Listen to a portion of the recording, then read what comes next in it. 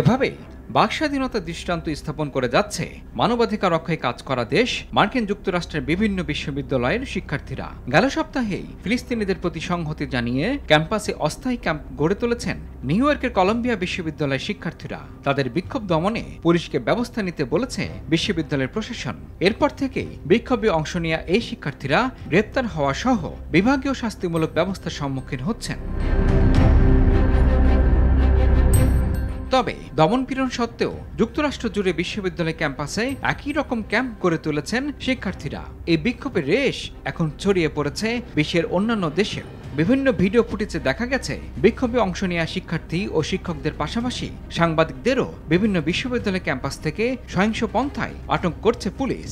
এসব ঘটনায় ক্ষোভ আরও বেড়েছে, কিন্তু ক্রমেই ছড়িয়ে পড়তে থাকা বিক্ষোভ প্রশমনে খুব সামান্যই ইতিবাচক পদক্ষেপ নেওয়া হচ্ছে। ওয়ালটন ফ্রিজ কিনে অনেকের মতো আপনিও হয়ে যেতে পারেন মিলেনিয়াল।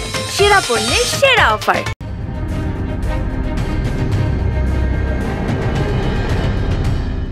পরিস্থিতি নিয়ন্ত্রণে এরই মধ্যে ক্যালিফোর্নিয়া কলেজ তাদের গ্রাজুয়েশন সেরেমনি বাতিল করেছে। তবে ফিলিস্তিনের গাজা নিয়ে মার্কিন বিশ্ববিদ্যালয় ক্যাম্পাসগুলোতে শিক্ষার্থীদের চলা বিক্ষোভ ইসরায়েলকে সমর্থন করা বিষয়ে যুক্তরাষ্ট্রের বাসিন্দাদের মধ্যে প্রজন্মগত ফারাককে তুলে ধরেছে বলে মন্তব্য করেছেন বিশেষজ্ঞরা।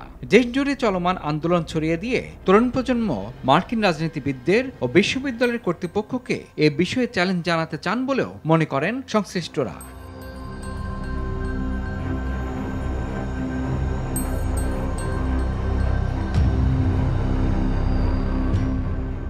চলমান আন্দোলনের প্রভাব নিয়ে শঙ্কা প্রকাশ করেছেন খোদ রাজনীতিবিদরা। বিশ্লেষকেরা বলছেন, ফিলিস্তিনিদের ব্যাপারে আগের চেয়ে আরও বেশি সহানুভূতিশীল বর্তমান তরুণ মার্কিন প্রজন্ম।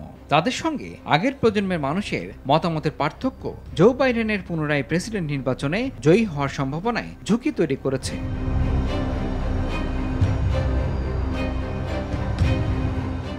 সম্প্রতি একাধিক জরিপে তরুণ প্রজন্মের মধ্যে ফিলিস্তিনিদের প্রতি সম্ভবত আরও বেশি সহানুভূতিশীল হয়ে ওঠা ও ইসরায়েলের ব্যাপারে সমালোচনামূলক মনোভাব পোষণ করার ইঙ্গিত পাওয়া গেছে। সার্বিকভাবেও মার্কিনীদের মধ্যে ফিলিস্তিনিদের প্রতি ইসরায়েলের আচরণ, বিশেষ করে গাজায় দেশটির চলমান যুদ্ধ নিয়ে নেতিবাচক মনোভাব বেড়েছে।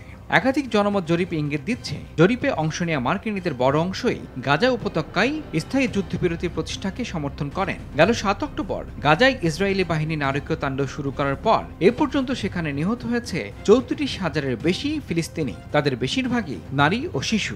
ইসরায়েলের আগ্রাসনে উপত্যকার বড় অংশ পরিণত হয়েছে ধ্বংসস্তূপে। এখন দেখার বিষয়, এই উত্তাপের রেশ কোথায় গিয়ে ঠেকে। ইমরুল হাসান, RTV।